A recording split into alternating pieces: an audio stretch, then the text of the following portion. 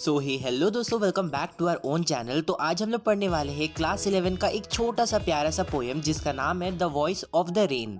और इस पोएम के जो ऑथर है उनका नाम है वॉल्ट विथमैन। तो बेसिकली मैं सबसे पहले आपको ये बता देता हूँ, पोएट ने हमें इस पोएम के माध्यम से वाटर साइकिल को एकदम पोएटिक वे में समझाने का कोशिश किया है। अब मुझे आप सभी को वाटर साइकिल का मतलब तो समझाने का जरूरत नहीं है, क्योंकि ऑफ कोर्स हम लोग बचपन से पढ़ते आ रहे हैं। तो पोएम के सबसे पहले लाइन में हमारे जो पोएट है वो बारिश से यानी कि रेन से ये सवाल पूछते हैं कि तुम कौन हो। और फिर एक बहुत ही स्ट्रेंज चीज होता है, वो ये होता है कि बारिश उनको रिप्लाई करता है। और इस चीज को देख के पोएट भी काफी शॉक हो जाते हैं कि रेन कैसे रिप्लाई कर सकता है। और फिर वो हमें डिस्क्राइब करते हैं कि रेन उस टाइम पे उनको क्या कहना चाह रहा था। तो देखो रेन क्या कहता है, वो ये कहता है कि वो एक अर्थ का पोयम है और वो एक अनएंडिंग प्रोसेस है। मतलब कि वो जन्म लेता है पृथ्वी में यानी कि अर्थ में, और अर्थ में एग्जैक्टली कहाँ से होता है तो वो कहीं से भी हो सकता है। लाइक कि आपका ओशियन से हो सकता है, रिवर से हो सकता है, पॉन्ड से हो सकता है और बहुत सारे वाटर बॉडी से हो सकता है। फिर वो कह रहा है कि जब वो जन्म लेता है तो वो इवेपोरेट करता है और उसके बाद यानी कि इवेपोरेशन के बाद वो कहाँ जाता है,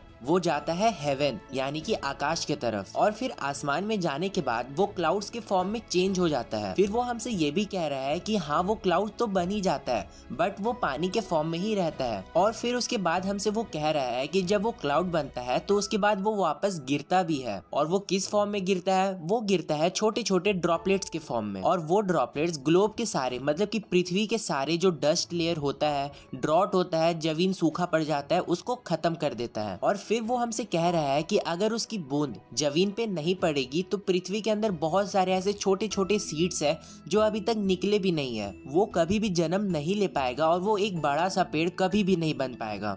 जैसे ही रेन के ड्रॉपलेट्स धरती पर गिरते हैं वो इस छोटे छोटे सीड्स को जर्मिनेट करना स्टार्ट कर देते हैं। फिर वो सीड से प्लांट बनता है, प्लांट से थोड़ा सा बड़ा प्लांट बनता है और फिर एक बड़ा सा ट्री बन जाता है। और फिर वो बता रहा है कि ये जो प्रोसेस है ये डे नाइट प्रोसेस है, मतलब कि ये उसके साथ होते रहता है। और इसी प्रोसेस के थ्रू रेन हमको न्यू लाइफ प्रोवाइड करती है और हमारे अर्थ को प्योर और ब्यूटीफुल बनाती है। और अब यहाँ पर पोएट और रेन के बीच में कन्वर्सेशन खत्म होता है और उसके बाद वो रेन को एक सॉन्ग से कंपेयर करते हैं। और वो जिस सॉन्ग से उसको कंपेयर करते हैं वो भी बिल्कुल रेन की तरह ही है, क्योंकि वो सॉन्ग भी सिंगर के हार्ट से निकलता है, सारे लोगों तक पहुँचता है। मीन्स कि जिसको जिसको गाना सुनना होता है, रिक्वायरमेंट होती है, उन तक गाना पहुंचता है और फिर वो वापस से सिंगर के पास पहुंच जाता है एज अ रिवॉर्ड। और ये तो फैक्ट है कि सॉन्ग हमारे सोल को प्यूरिफाई करता है और हमारे दिल तक पहुंचता है। और फिर वो हमसे ये भी कहते हैं कि ये जो सॉन्ग है वो लोगों के दिलों को प्यूरिफाई करता है, ठीक उसी तरह से जैसे रेन हमारे अर्थ को प्यूरिफाई करता है और साफ बनाता है। और फिर लास्ट में पोएट हमसे ये भी कहते हैं कि जिस तरह से बारिश को कोई फर्क नहीं पड़ता है कि लोगों को उनका बरसना पसंद है या नहीं,